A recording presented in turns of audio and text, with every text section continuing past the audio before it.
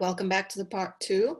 To recall where we left off 15 minutes ago was on a discussion of the open-ended working group in 2016, which convened in Geneva and had 3 sessions. And there the discussion was overwhelmingly focused on the prohibition of nuclear weapons and what's needed to pursue that, with many states converging on the idea of a ban treaty, then known as the ban treaty, and eventually came to be known as the Treaty on the Prohibition of Nuclear Weapons. And so when the time came to adopt a report of the open-ended working group, a lot of the negotiation was focused on how do we describe the support expressed for the negotiation of a treaty prohibiting nuclear weapons. Because they were still trying to adopt the report by consensus. And so rather than including an outright recommendations to begin negotiations, the report was basically trying to say that a lot of states, a majority of states, a great number of states spoke in favor of negotiating a treaty prohibiting nuclear weapons.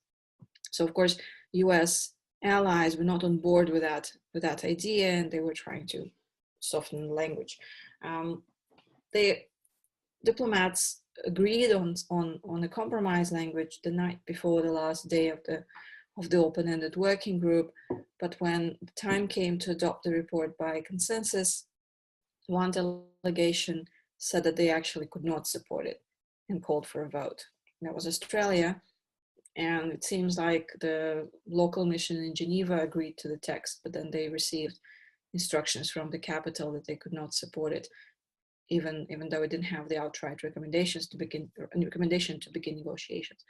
And so Guatemala responded to that by saying, well, if we're going to vote anyway, then we might as well strengthen the language, and asked that the open-ended working group report actually recommend commencing negotiations on the treaty in 2017, and that's the version of the report that got adopted by a vote of 100 something in favor.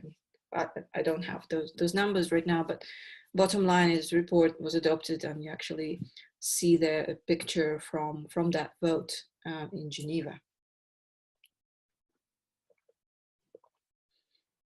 So that opened the doors for the negotiations, and the next step was to actually establish the negotiating mandate, which the UN General Assembly did through adopting the resolution sponsored by Austria, Brazil, Ireland, Mexico, Nigeria, and South Africa, and then joined by many other countries. So these 6 countries became known as the core group in the context of the ban negotiations. So they sponsored a resolution that mandated the establishment of a conference to negotiate a treaty prohibiting nuclear weapons in 2017. It was adopted by a vote of 123 in favor, 38 against, and 16 abstentions. According to the resolution, the negotiations were allocated 20 days in 2017, 20 working days, and were supposed to take place in New York. This didn't mean in and of itself that the treaty had to be concluded in 2017. What could have happened is states reporting back to the UN First Committee this year and asking for an extension of mandate.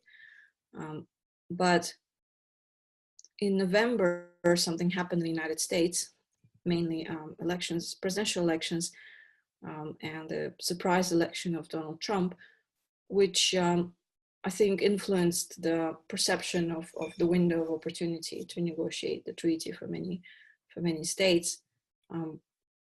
Throughout this year, 2017, we've had lack of clarity as to the US policy on nuclear weapons because there's a nuclear posture review going on. But states were initially concerned that the new US administration would be much more actively opposed to the treaty and would exert much more pressure on other countries. They were also seeing the continued stalemate in US-Russian arms control, And there was also concern that the longer the negotiations take place, the longer they take time, the more divisions would come out, and the more there would be a negative impact on other fora, such as the NPT. So that's how you basically had convergence of views by the time we gathered in New York in March, that the treaty should probably be concluded this year. Which is a very, very short time to negotiate a treaty, especially a treaty dealing with nuclear weapons. The treaty, unlike others, didn't have any preceding preparatory process. There were no preparatory committees for the negotiations. There were no groups of governmental experts or group of scientific experts to feed into the negotiations. So I think that affected the process a bit. That affected the discussion on some, especially technical issues. And in general, I think the negotiations could have benefited from more time and preparatory process on the technical questions. But it just didn't seem like there was, a favorable window to continue beyond 2017. So how was the process, how were the negotiations organized?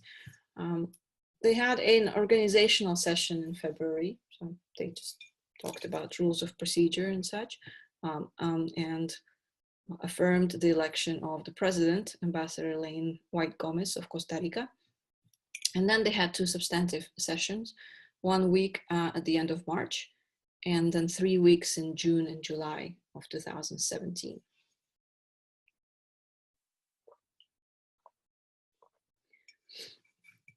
The participation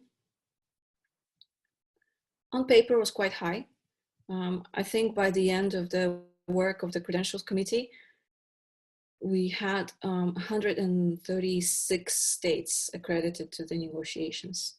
Now that doesn't mean that at all times there were 130 delegations in the room. There was a group of really active delegations who were always there and taking part in all the discussions. And then there was a large number that would be there some of the time, and then a lot of them showed up, of course, for the final vote. Just like the open-ended working group, the conference welcomed the participation of civil society. Again, this is unusual for nuclear weapon-related fora. So you had a lot of NGOs, about 100 non-governmental organizations registered to participate in the negotiations. And at the end of every session, every day, actually, you had time allocated for the NGOs to express their views, comment on the proceedings, or to offer their suggestions for the text of the treaty. And that especially worked in March when we had the sort of the initial session. The dynamic in June, July was a bit different.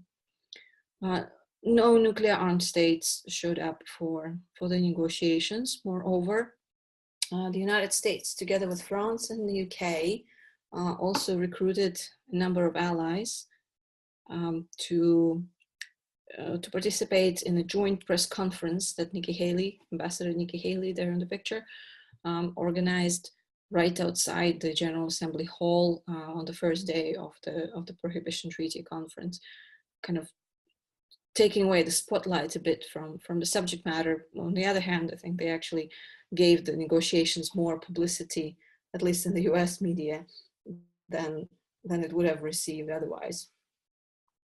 Of the US allies and NATO members, the only participating state was the Netherlands. And it was an interesting dynamic. The Netherlands were chairing the first preparatory committee meeting of the NPT review process this year. So that might have been part of it. They kind of wanted to be present in both processes.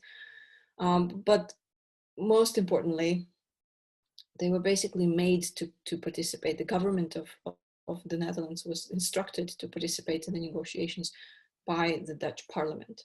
And here we have an interesting dynamic in several European countries where you have parliamentarians who are against nuclear weapons, or at least they support participating in such processes as the Prohibition Treaty, negotiations, and those parliaments are being heavily lobbied by civil society organizations, whereas the executive branch does not want to engage in this. And in the case of Germany, for example, there was a lot of lobbying, and the parliament was generally in support of participation, but they just didn't have the power to make the executive branch go and negotiate. Whereas in the Netherlands, the parliament was in the position to do so. So the Netherlands came to the negotiations, and they had a very consistent position throughout. From the beginning, they stated they would not be in a position to support any treaty that would contradict their obligations under the NATO. So I don't think anybody really expected them to support the treaty text in the final count, because from the beginning it was clear that there would be provisions in the treaty that would be contrary to the current NATO concept and practices. Some questioned why a Costa Rican diplomat was chairing the conference, and there was thinking in Geneva, which was sort of the brain center for the negotiations, even though the negotiations were taking place in New York. The thinking there was to have a state that is not a member of the Conference on Disarmament. And also it was symbolically important and interesting that a diplomat representing a country that doesn't have even an army, let alone nuclear weapons, to chair disarmament negotiations, basically. And so Ambassador White Gomez had experience in a number of other fora. She wasn't necessarily a nuclear weapons issues specialist. And another interesting bit of trivia is that Ambassador White Gomez is a graduate of the Monterey Institute of International Studies, except she didn't do the nonproliferation studies at Monterey, but rather international policy studies, I think, focusing more on development. But eventually she joined the Foreign Service and became the diplomat and ambassador in Geneva. So that's how we had a Monterey alumna chair the negotiations of treaty prohibiting nuclear weapons.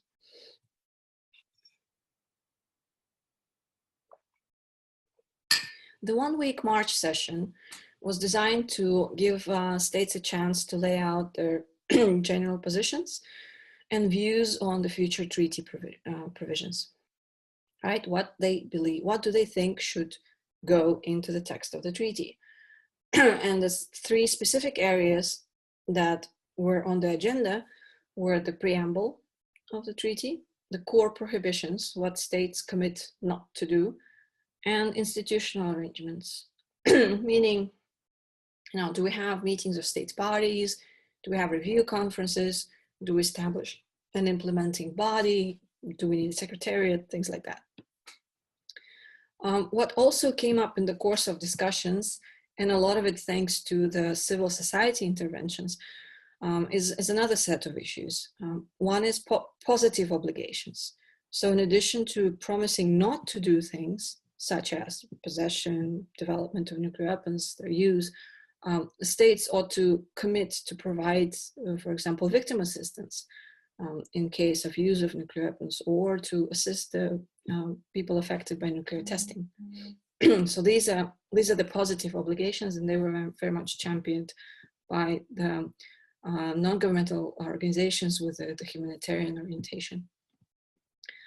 Verification and disarmament provisions. So if you recall, when I talked about the concept previously, what was attractive about it is that you don't have to include detailed disarmament provisions, and you don't have to deal with a very complex issue of disarmament verification if you're negotiating a treaty that establishes just a legal norm prohibiting the possession and use of nuclear weapons.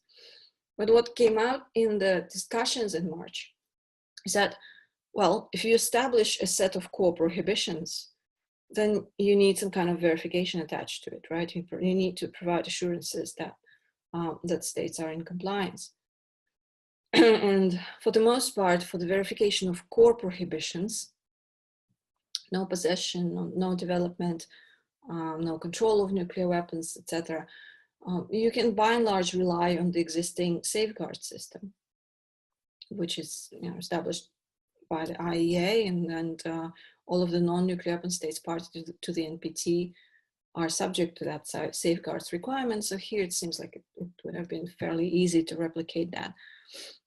But disarmament provisions discussion was a bit more difficult, because when speaking about what they want to see in the treaty, a lot of the states said that it should provide at least some kind of guidelines on the elimination of nuclear weapons, because without it, it would just be a declaration.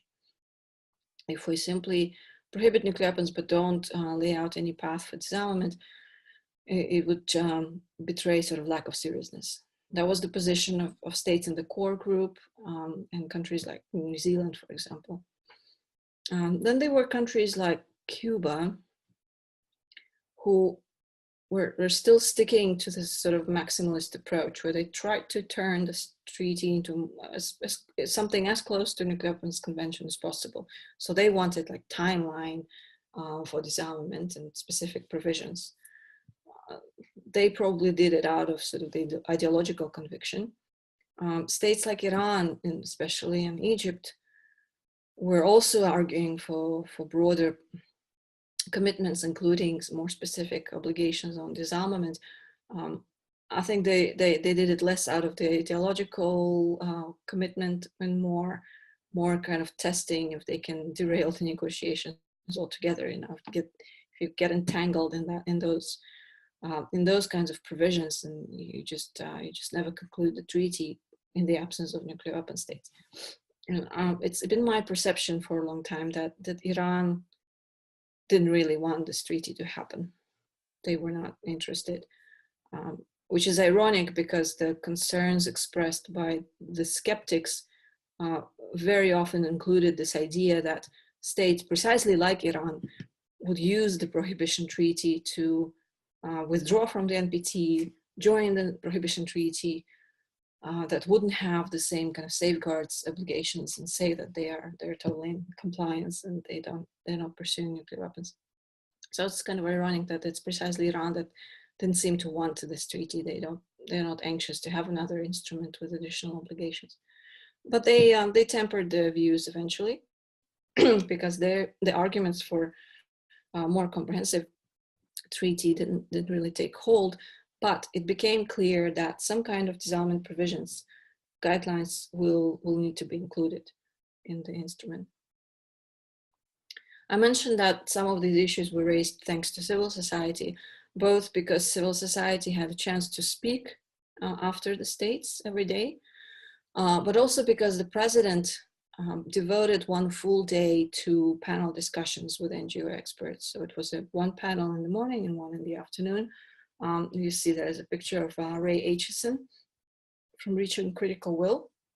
She was one of the participants in the morning panel addressing the preamble and core prohibitions, I think primarily core prohibitions, what the civil society believes that the treaty should include in those sections. And then the afternoon session, we had more talk of positive obligations and verification and disarmament provisions. By the end of the week in March, you could see the views converging around a number of elements of the treaty, primarily its core prohibitions. There seemed to be broad agreement that the treaty should obviously prohibit the use of nuclear weapons and possession, control, development. There was some discussion about whether or not to include research, mostly for definitional reasons. It wasn't included. It's just hard to say what constitutes research on nuclear weapons and how to verify that there is none. The transport of nuclear weapons, I didn't include it in the list here, but obviously stationing. And that was one significant way in which the Prohibition Treaty was building on the NPT. The NPT famously does not prohibit stationing outright, sort of implicitly allows the kind of NATO arrangements that we have in place right now, where US nuclear weapons are deployed in several countries in Europe and in Turkey. So this treaty from the beginning, it was clear that it would include the prohibition on stationing and deployment of nuclear weapons. And it would prohibit assistance in these activities, right? So you promise not to use nuclear weapons, and you promise not to transport a station, and you also promise not to assist others in doing that. And there was very broad and very enthusiastic support expressed for the Non-Proliferation Treaty. So again, one of the major criticisms from those who did not participate in the negotiations was that this is a challenge to the NPT, or this is an attempt to replace the Non-Proliferation Treaty, and that in that sense it would be harmful to the non-proliferation regime. But state after state that took the floor in March, they may not have all agreed on the set of prohibitions to include or this or that, but they all, I think, expressed their support for the Non-Proliferation Treaty to remain the cornerstone of the regime. And they supported the concept that this new instrument would be building on the NPT, and it's meant to help implement the NPT, specifically Article 6 commitment to pursue negotiations in good faith on nuclear disarmament. So these were broadly the areas of agreement where you could see where the treaty is shaping up. I think for the most part, the states were okay with positive obligations to provide victim assistance, although that discussion was not very, very specific in March. At the same time, of course, you could see some disagreements emerge about different provisions. Again, a lot of them having to do with the core prohibitions.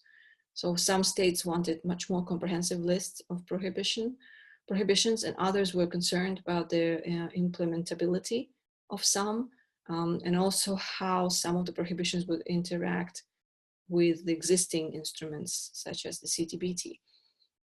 And so when we came to the next session, the June-July session, a lot of time was spent to iron out exactly those kinds of disagreements.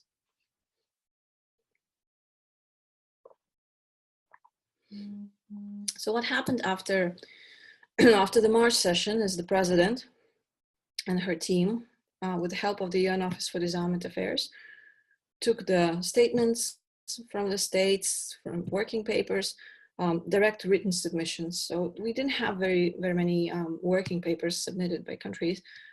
What a lot of them did, though, is submit their proposals for what should be in the text directly to the president. So the president took it all and worked on it and released the first draft of the treaty on May 22nd. And that was a week after the conclusion of the first NPT Preparatory Committee meeting. And the timing was not accidental.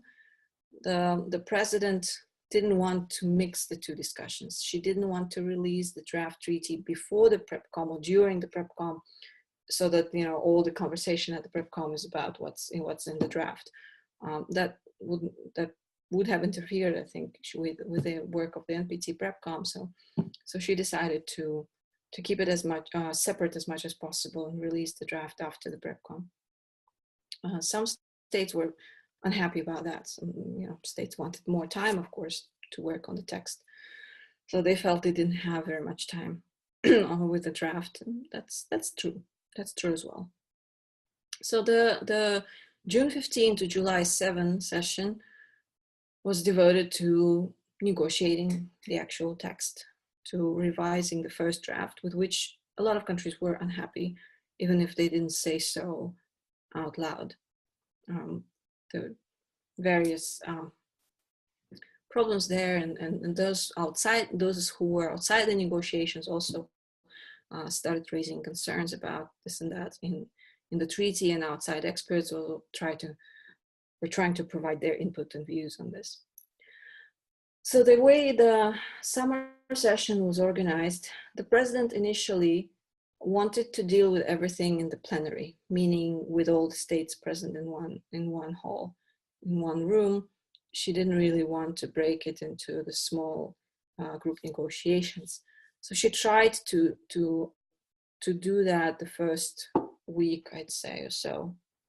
And it worked for the first reading. It worked well for the first reading. States went through paragraph by paragraph, sort of expressing their views and comments. Then they started negotiating the changes to the preamble and started getting really bogged down. And it's hard to conduct negotiations in the open format with a large number of states present. At some point, those who were there at the time said that it started to repeat itself, basically, just repeating the same comments, the same positions. So the president decided to finally break into smaller groups to tackle more specific issues, and that would allow states more interested in one particular aspect to engage there more actively. And so she chaired one group herself, and that's the group that was dealing with the prohibitions, Article 1 of the treaty, and appointed several facilitators to deal with other articles of the treaty. So you had Ireland tackling safeguards and disarmament provisions. Chile was facilitating the group that talked about the core, positive obligations, the victim assistance primarily. Thailand got the rest of the articles, which included issues of institutional arrangements, the role and mandate of the meeting of state parties, how periodically they should meet, what's the role of the review conference, things like that. And then a couple of other problematic issues such as withdrawal and relationship with other treaties. And Mozambique got assigned a special issue, transit, because that emerged as one of the issues of disagreement since March, where some countries very strongly advocated to include transit in the prohibitions, and others felt that this was, it was impossible to verify, it was hard to implement, and basically they didn't think that it would strengthen the treaty. But because the proponents of transit were so forceful in their support, the president decided to allocate a separate group for that. So Mozambique, the ambassador of Mozambique was chairing it.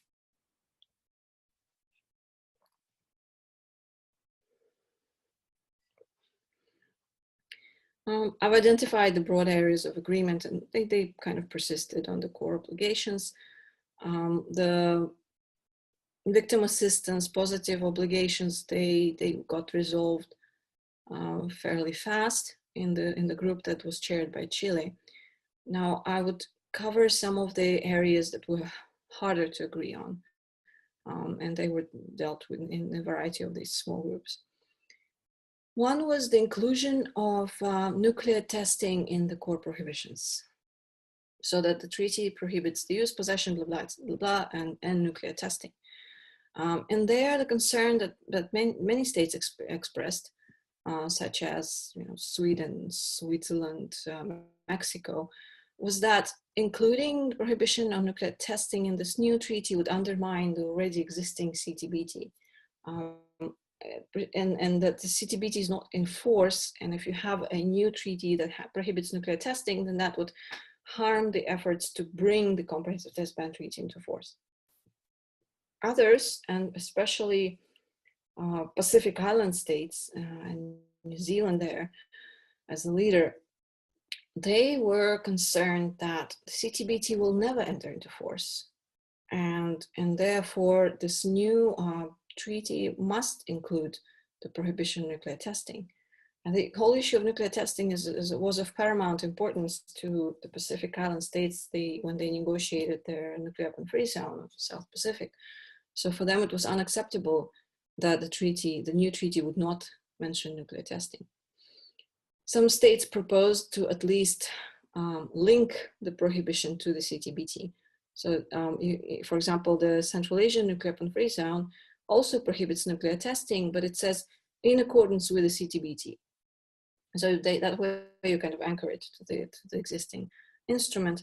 So some states proposed doing the same in the ban treaty, but that didn't work out. Other states were pushing for the inclusion of nuclear testing because they wanted to expand the definition of nuclear testing. What the Comprehensive Test Ban Treaty prohibits is nuclear test explosions. So they don't go into it, so that treaty doesn't go into things like computer simulations and subcritical nuclear testing. So countries like Cuba and Venezuela and actually I think Iran as well, a number of countries They wanted to specifically say that the ban treaty prohibits nuclear testing, including subcritical, etc. There was resistance to that as well. And then finally, Egypt and Iran just simply didn't want any references to the CTBT at all. What they ended up doing is reaffirming the importance of the CTBT and its verification regime in the preamble of the new treaty. But the nuclear testing got included in the core prohibitions without any definition. So it doesn't say nuclear test explosions, it doesn't say simulations or subcritical, it just simply says that states parties to this treaty commit not to test nuclear weapons. Whether or not that's helpful or detrimental to the CTBT remains an open area for discussion. It appears that CTBT is okay, like I said, they can live with this formulation. But at the closing session of the ban treaty negotiations, some countries specifically said that they are going to read the testing as including the subcritical and all that, to which thankfully New Zealand said that does not constitute the interpretation of the conference as a whole. So there you have, it's potentially a problematic area, probably politically more so than legally. Another discussion on the prohibitions included the threat of use of nuclear weapons. And here early on, a lot of countries from the March session were speaking of the need to prohibit not only the use, but also threat of use of nuclear weapons. And that is in line with the traditional request for negative security assurances, right? That states with nuclear weapons should not use or threaten to use nuclear weapons against non-nuclear weapon states. So I think in part that idea to prohibit the threat of use and not just use carried over into the ban negotiations. Countries such as Mexico and Sweden and Switzerland were concerned that including specifically threat of use would undermine the general prohibition on the use of force contained in the UN Charter. And I think what happened here is different countries sort of interpreting differently what the threat of use means in this context. Because in the UN Charter, I think we're talking about the immediate threat to use force in specific circumstances against a particular state. Whereas a lot of the countries calling for the prohibition of the threat of use of nuclear weapons, I think we're targeting nuclear deterrence policies writ large, because any nuclear deterrence policy presupposes, a threat to use nuclear weapons. It is not a specific threat that I will use it against you in particular in these particular circumstances, but it says, I would use nuclear weapons if I deem it necessary to deter an attack or to respond to one. So I think it was that difference in approaches to the idea of the threat of use that was playing out. In the end, the treaty does include this, the commitment not to threaten to use nuclear weapons. And it's not that it was specifically agreed in the small group, it just kind of the discussion hit the wall at some point, and that provision ended up in the text, maybe by the decision of the president herself. And once you have something in the text, especially when it gets really late in the negotiation process, it's very hard to get it out of there. And so the states that were concerned about the inclusion of the threat of use, they basically had to acquiesce to the fact that it's there in the text. The same happened with nuclear testing.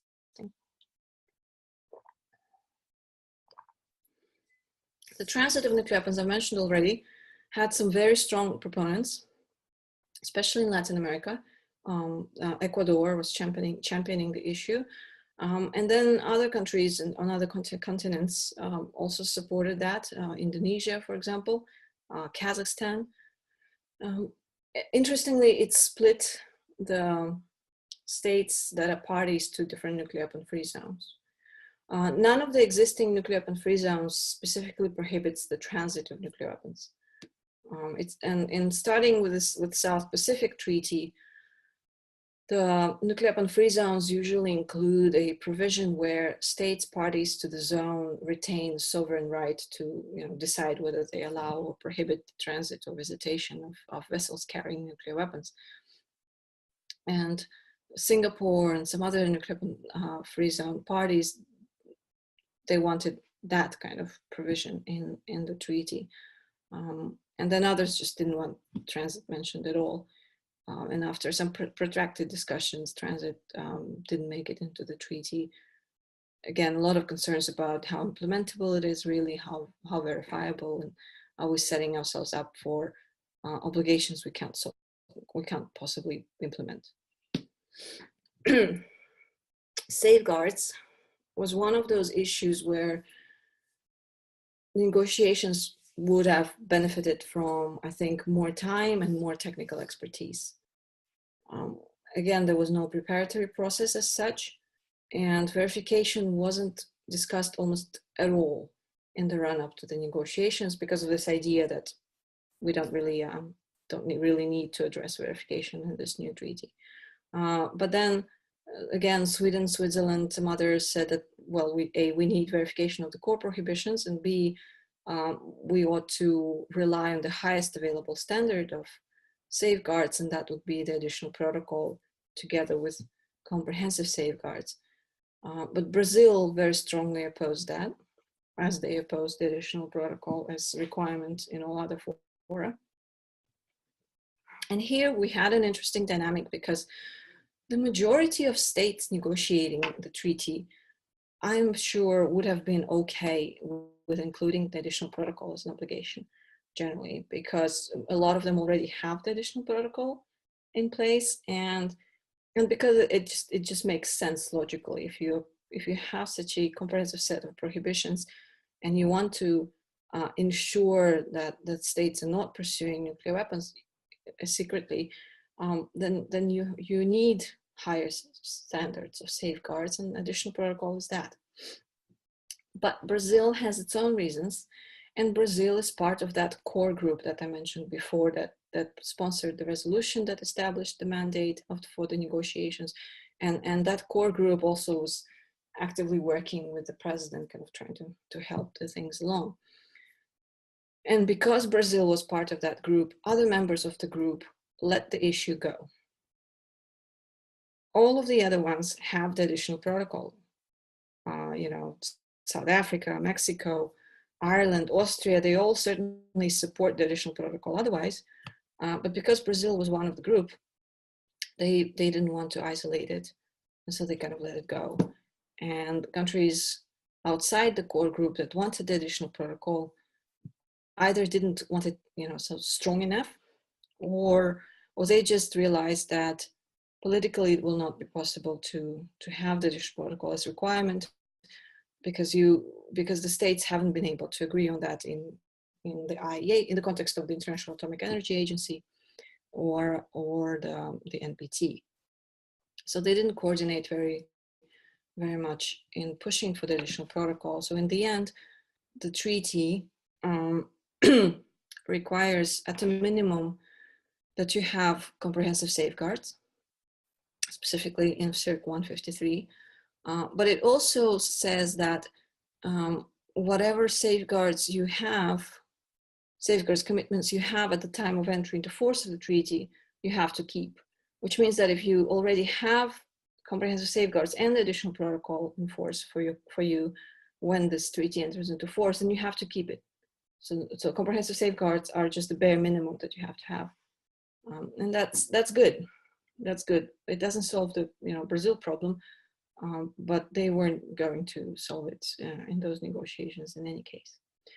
And here, I really regret that the International Atomic Energy Agency wasn't present at the negotiations to provide some technical legal advice. And that's another sordid story about non-participation, where it wasn't clear whether the conference president is supposed to specifically invite the IEA and IAEA kind of communicated that they would need some kind of an invitation, but at the same time, they didn't really want the invitation because the Director General made a judgment that he would have to go to the IAEA Board of Governors for approval to participate, knowing full well that nuclear weapon states would blow a fuse and will not support IAEA's participation in the negotiations, which is exactly what happened.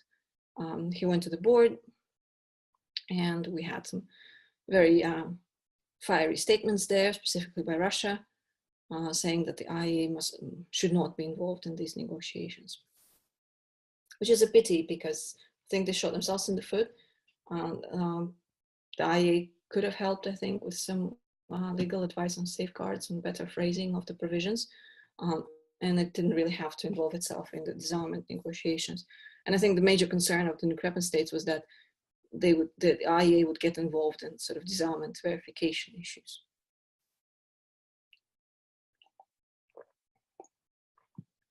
And disarmament provisions were probably the most complex negotiations, precisely because of that technical nature of the verification question, and because of this fine balance they had to strike between being overly vague and overly specific.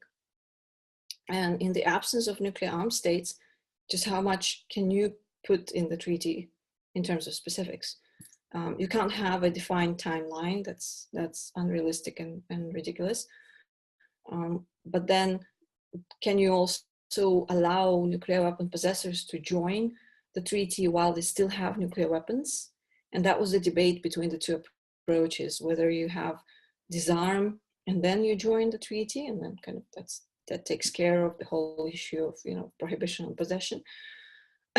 Or if you allow, or if you want nuclear weapon states to join earlier, not at the end of the disarmament process, then you have to have some kind of disarmament provisions, because you cannot just allow a state with nuclear weapons to join and then take their time at whatever pace to disarm. So a lot of the conversation, debate, thought on disarmament provisions was around that. What are the obligations of a state if it joins and declares that it has nuclear weapons? How specific those provisions should be. And what the treaty negotiators ended up agreeing on is that if you join and declare that you have nuclear weapons, then you have to submit within a certain time period a plan for eliminating those nuclear weapons and the verification and plan for verification. And then that has to be negotiated and agreed with the states parties to the treaty.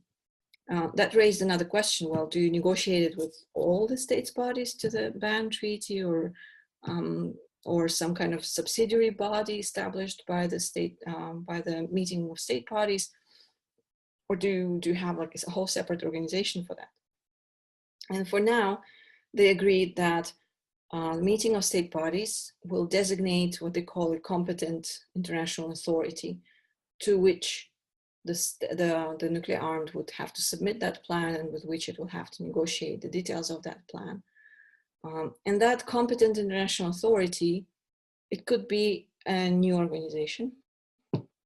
It could be a subsidiary body designated by the meeting of state parties, right? They can create special council or something. So all those specifics will have to be addressed at a later date. They couldn't possibly, the negotiators couldn't possibly settle that issue at this stage, both because, again, of the absence of nuclear armed states, lack of solutions on this, and the lack of time. Again, as I said before, some of the more technical issues would have benefited from additional time and preparatory process to discuss things.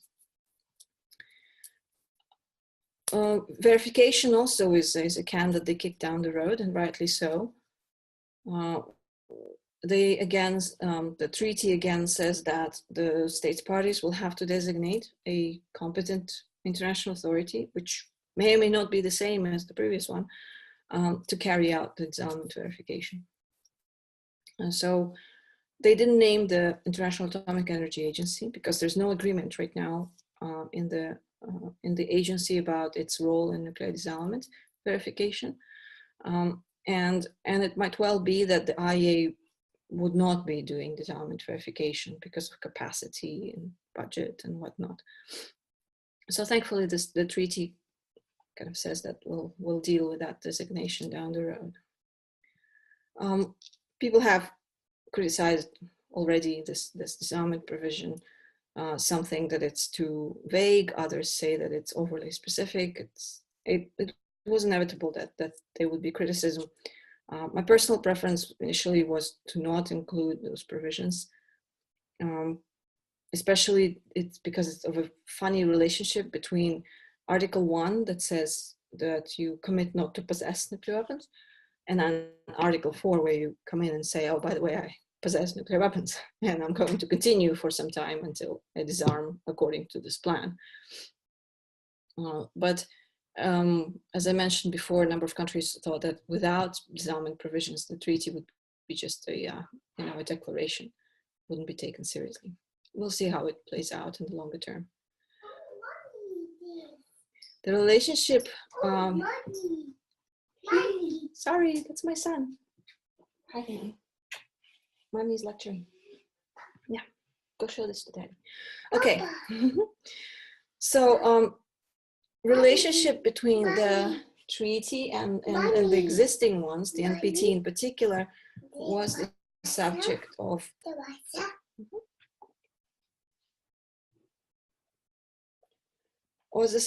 intense discussion outside and inside the negotiations.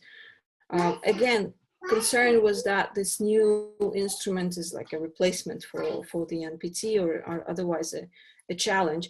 And so many states inside the negotiations were anxious to demonstrate that we still stand by the NPT.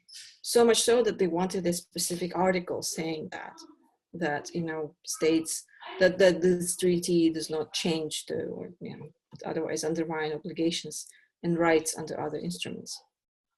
When they said rights, then it raised the question of, oh, but do nuclear weapon states have a right to possess nuclear weapons under the NPT? So they got rid of the rights. They stayed with obligations. And then somebody said, well, those obligations have to be consistent with the Treaty on the Prohibition of Nuclear Weapons.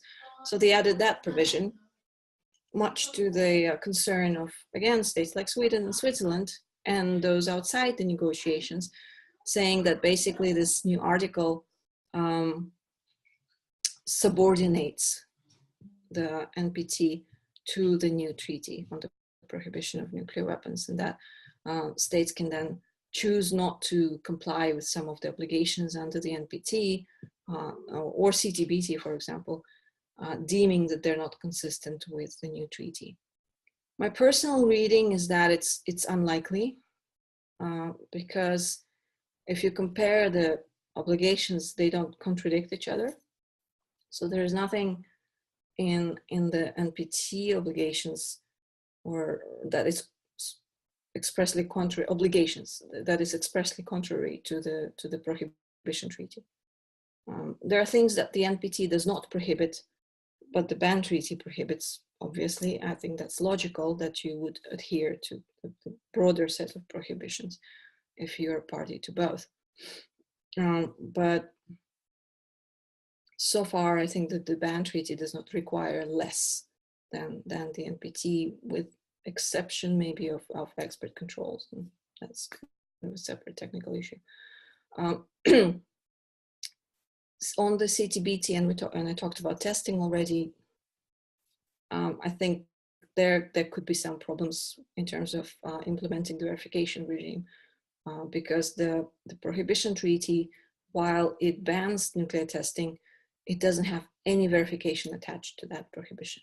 It doesn't obligate state parties to participate in the IMS, in the International Monitoring System, doesn't obligate them to contribute to that.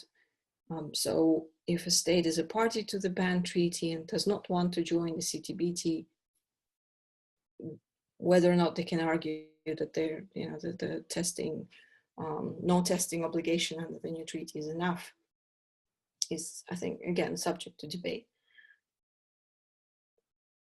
Then another issue, and that really played out as a bit of a drama on the last day of negotiations, with the Wednesday of the last week, is the withdrawal provisions. And there, one of the questions raised was whether this treaty should allow withdrawal at all. And a number of states argued that no, it shouldn't.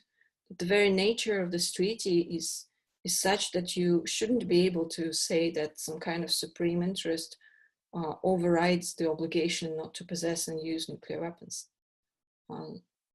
But then if you don't have withdrawal provisions at all, then the Vienna Convention law of the treaties takes over, where it could still allow withdrawal, but with at least a 12-month notice in advance. So the second part of debate was how strict the withdrawal provisions in the treaty should be. How long should be the notice, and whether there are any consequences or whether there are any obligations that endure even if you withdraw from the treaty. So on the last day, when it was still possible to change something, it almost came to sort of a vote about whether to keep the withdrawal provisions or not. In the end, the president judged that the treaty would maintain the article on withdrawal provisions. And now you have a 12-month notice. And then if the state is in a conflict at the time of serving that withdrawal notice, then its obligations under the treaty, they persist until the end of that conflict, even if the withdrawal is enacted. This is, I think, designed so that a state that's in a war doesn't withdraw and then rush to build the bomb. But there are no enforcement provisions. So if a state withdraws and proceeds to develop nuclear weapons, it's not entirely clear what legal recourse there is for states parties, whether they go to the UN Security Council or some other body. So the text was finalized, sort of, by July 3rd. And there was some confusion among states as to whether that was final or not. Because what you had is the small groups reported on their negotiations. And they, except for the victim assistance, I don't think they actually, any of the groups actually had agreement specific on the text. But they submitted whatever they had to the president. And then it wasn't entirely clear to many of them whether once everything is put together, whether they would still have a chance to continue negotiating. But then on July 5, the president opened the session and sort of refused to take any proposals for amendments, saying that there's no time to make any further changes. So there was a bit of grumbling about that. But again, there was no time to substantively change things. And even though some countries were dissatisfied with the text and the process by which it was finalized, they still ended up supporting the text. It wasn't certain that all of them would. There were concerns that some of the countries that expressed criticism of the text would not vote for it. But in the end, with the exception of the Netherlands and Singapore, all the countries voted in favor of the text on July 7. And the Netherlands, as I said before, was not a surprise. They were the country that asked for the vote the day before. And they maintained their position that because the treaty provisions are not consistent with their NATO obligations, they're just not in a position to support it. The abstention by Singapore was a surprise. The civil society didn't really see it coming, and the countries actually didn't see it coming. Singapore cited transit provisions, or the lack of the sovereign right to allow or prohibit transit provision, as one of the reasons. But people say there are others that Singapore doesn't really talk about very much. The pictures here, you see the president, very happy at the adoption. And then I like this picture because it shows some of the women negotiators of the ban treaty, and there were many. So this is kind of in line with also the fact that the treaty encourages the role of women in disarmament, and that's the first nuclear weapon-related instrument that even goes there. Now, what happened after, and what is yet to come? The ban treaty opened for signature on September 20 at the UN General Assembly, and 53 countries joined, signed the treaty at that point. 3 of them also ratified the treaty right away, and that's Guyana, Holy See, and Thailand. Overall, you need 50 states to ratify the treaty for it to enter into force. The projections are, well, it will take maybe 2-3 years. We'll see. I'm not aware of any new signatures since September. So we'll see how it goes. The next steps for civil society that have been promoting the treaty and the negotiations now is to of course promote more signatures and ratifications. ICANN received a Nobel Peace Prize for their work in promoting the humanitarian initiative and the ban negotiations. It was a big surprise, but a very pleasant one. I was in New York when the news came, and it was a fairly happy morning at the first committee. You could see the civil society corner hugging and a number of delegations coming over to congratulate them. So I think it's a tremendous recognition of the work of the non-governmental organizations in advancing the issue and helping refocus the attention from exclusively state-focused concept of nuclear weapons, nuclear deterrence, and stability to much more humanized discussion about the impact and what that means.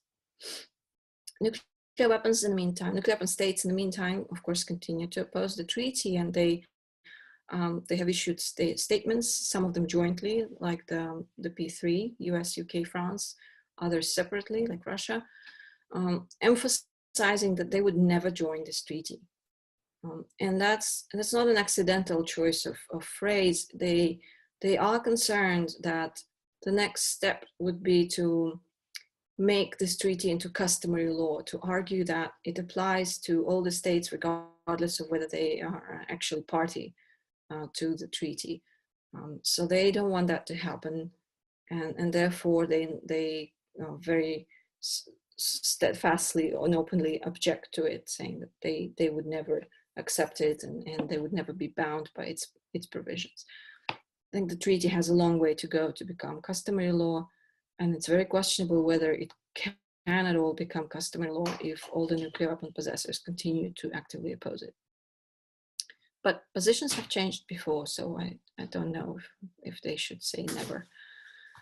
The more immediate concern is the relationship between this treaty and the NPT regime and the review process. And some are concerned this would just become the sole focus of the review cycle, culminating in the 2020 review conference, and that similarly to 2015, this would be the main division that would sink the conference, and then it's unclear how states in the NPT would ever be able to achieve consensus again on anything if they profoundly disagree on this fundamental question of nuclear weapons legitimacy. A number of states believe that they can put this aside and focus on practical measures that they had previously agreed on, such as the 2010 Disarmament Action Plan. Hopefully that is possible. Right now, the tension is still pretty high, and it seems like nuclear weapon states are not prepared to engage. I think in part they're also using the ban treaty to cover the fact that there's been no progress on other issues, and they're not prepared to make progress on other issues. We're not likely to see a new, bilateral arms control agreement between the US and Russia. The intermediate nuclear forces treaty is in danger. Modernization is either ongoing in some states or completed in others. so they don't really have very much to show for their actions with or without the ban treaty. And so it's kind of convenient to say that this is the divisive topic. This is what is wrecking the review process. If you take the ban treaty away, there's still lots and lots of problems that could well bring down the next review conference. But it's relatively early in the review process, and another important factor is that the US nuclear posture review is not complete yet, and we'll see what the US nuclear policies are, probably early in the next year. And that, I think, will have a tremendous impact on the NPT discussions. And then for the ban treaty itself, first challenge is, yes, bring it into force, get the remaining 47 ratifications, which may not be as easy as initially thought, as it looked initially. But then even more difficult questions come. Once it's in force, they have to convene the meeting of state parties, define what they're looking at, what they're going to address, how they're going to discuss compliance in those meetings, and when do they start the debate about designating that competent international authority in case any nuclear armed country wants to join the treaty and negotiate disarmament. That's fairly far down the road, I think, but they can't just forget about the issue for the next, I don't know, decade or so. And I think in this regard, it would be important for nuclear and non-nuclear weapon states to have more initiatives dealing with disarmament verification, because that's a kind of an apolitical question, or it at least should be.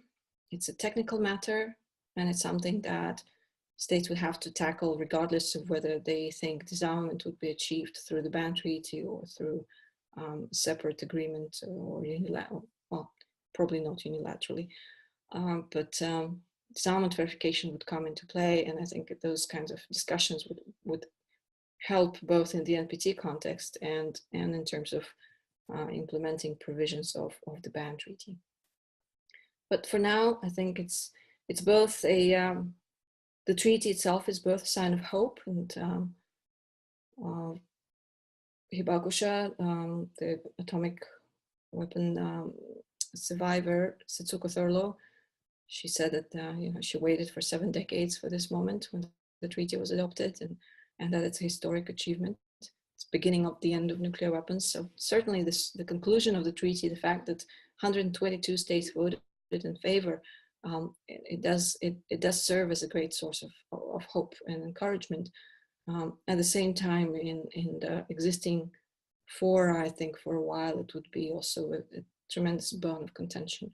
So navigating our way out of it is going to be the challenge for the foreseeable future. I think I will stop here and give it back to Masako, and thank you for your attention. Okay, thank you so much, Gaukhar. It was a really comprehensive and detailed lecture. So we have lots to digest. And but for those who are listening to or viewing this video lectures, I just wanted to ask just a few questions, because I know it is getting late, and I want to say hi to your son. Yeah, he wanted to participate. Yeah, thank you. So I just wanted to, for the sake of a clarification, so as you clearly said, this is a beginning of, basically this beginning of the end of nuclear weapons, quoting one of the most famous atomic bombing survivor, Setsuko Thurlow, who was also participating in the negotiation. So there are lots of obstacles to overcome to really accomplish the nuclear-free world. So just for the clarification, so this treaty is not going to eliminate nuclear weapons. Basically, this is the just banned treaty. So if we really want to eliminate nuclear weapons, do we need to have another agreement, like a new treaty or a new convention? Well, this is not just the ban treaty as it ended up, because it does have provisions that if a state that has nuclear weapons joins the treaty, it has to submit a disarmament plan and verification plan, and then the meeting of states parties will have to designate an authority to agree on that plan and to implement the verification. So in theory, this treaty could be enough. That kind of raises the question of whether, you know, the non-aligned movement would still pursue a nuclear weapons convention, and what's going to be the place of nuclear weapons convention if we already have prohibitions under the ban treaty, and we have provisions for possible disarmament steps. One path that I didn't cover, but it's in the treaty, is the fact that meetings of states parties can take up other issues, sort of, on the elimination of nuclear weapons, and that's meant to cover the cases when a nuclear armed state may want to join the treaty but doesn't want to do it in accordance with Article 4 provisions. And so maybe a nuclear armed state could approach the meeting of state parties about the desire to accede to the treaty, but they want to negotiate sort of a different disarmament provision. It's a very vague kind of concept by design, but it's kind of keeping the door open for the eventuality that nuclear armed states want to join, but they really don't like the Article 4 provisions. One possibility there that I see theoretically is that nuclear weapon states agree some kind of disarmament plan among themselves, and then they jointly come to the ban treaty and say, so we would like to join, and we have already negotiated our own disarmament provisions, and here they are. And they could maybe attach it as kind of an additional protocol to the treaty. And that's something that the meeting of states parties would have to take up. This is all conceptual and doesn't seem to be realistic in the near future. But presumably you don't have to have another instrument. You could get there through the ban treaty. But if the nuclear weapon states insist that they would never join this treaty, even if they disarm, then clearly we would need another instrument. Okay, yeah, thank you so much, yeah, for the clarification. And so critics and opponents of this treaty argued that this treaty strengthened a division between non-nuclear weapon states and the nuclear weapon states.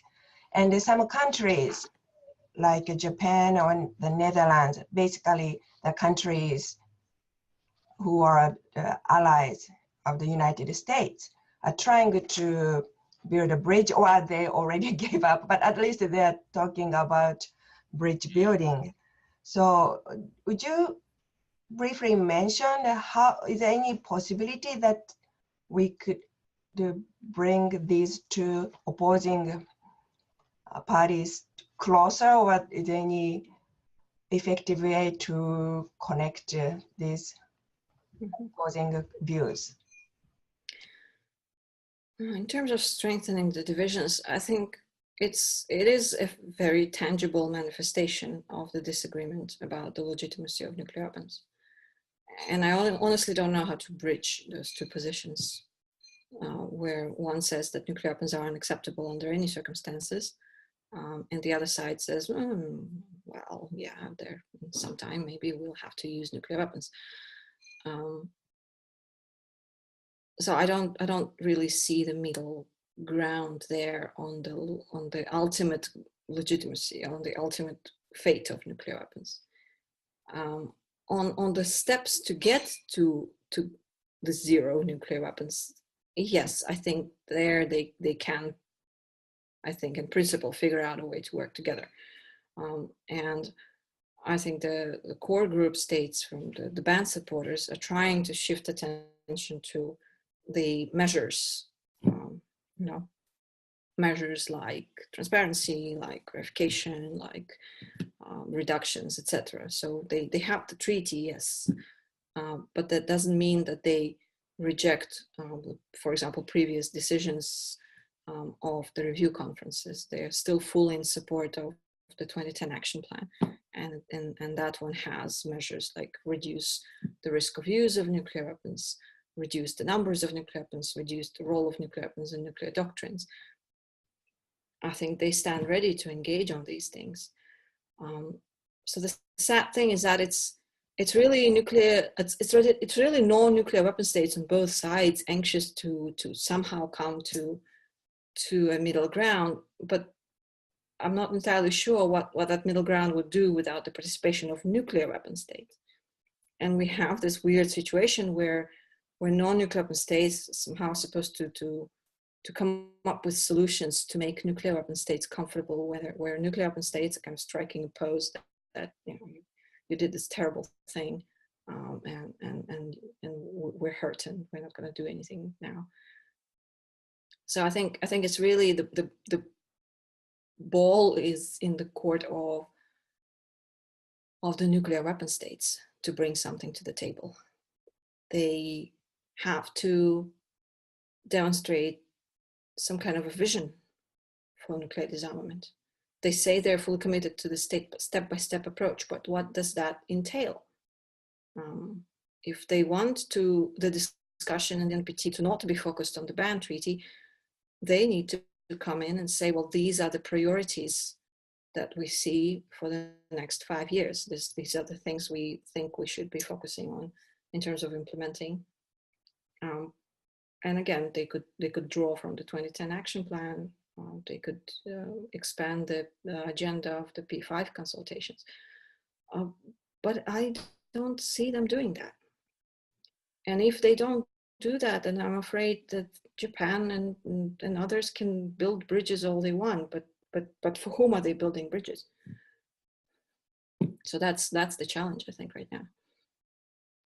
Okay, thank you. Yeah, to be very honest, I really don't see the answer to this very challenging. Of course, as you said, this treaty gave a huge hope for those who are really hoping to prohibit nuclear weapons. And I personally, as many of you know, I'm a strong disarmament advocate, but I really see the huge challenges ahead of us. So that's why this year's topic included achievement, aspirations, and the challenges of ahead. So I hope we study this issue quite comprehensively and come up with some creative ideas. But thank you so much, Gaukhar. I know it's getting late in Vienna, but I really appreciate your lectures. And we learned a lot. So we have to digest quite a lot of things. But for those who are also watching this video, we also have a separate lecture on the Nuclear Non-Proliferation Treaty. In Gaukhar's lecture, she mentioned Nuclear Non-Proliferation Treaty, NPT, and International Atomic Energy Agency's verification. And we will provide one lecture on that issue. So don't worry about that. So anyway, thank you so much, Gaukhar, and thank you so much for joining, and thank you for those who are watching this video. So if you have any question, just email me. We will do our best to respond to your question.